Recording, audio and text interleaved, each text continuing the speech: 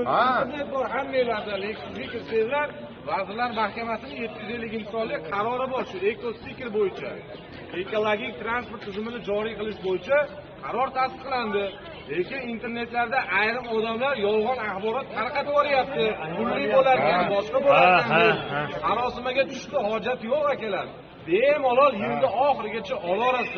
Bunaqa qilib o'zinglar haligi diqqat qilib, ma'lum talashib urushganda kirasiz emas bu narsa.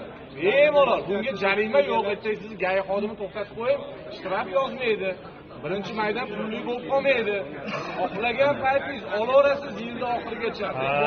Bosqich 2030-yilgacha olinish kerak bu narsalar. Hali hududlar ekologik toifaga ajratilgan yo'q. Bu stiker ujan, u vajli narsa emas bu narsa, to'g'ri tushuninglar. Qaror chiqdi. Qarorda ko'rsatib qo'yilgan, qanday tartibda olinadi, nima bo'ladi, qanday bo'ladi. Shu narsani bilib olinglar aka. Internetga anavi norasmiy narsalarga ishonib olasizlar-da hammanglar. Rasmiy manbani kuzatmaysizlar. Hech kim nimani bo'lsa gapirib chiqsa, shunga ishonib ketaverasizlar. Unaqa bo'lish kerak emas-da. Kuzatinglar rasmiy manba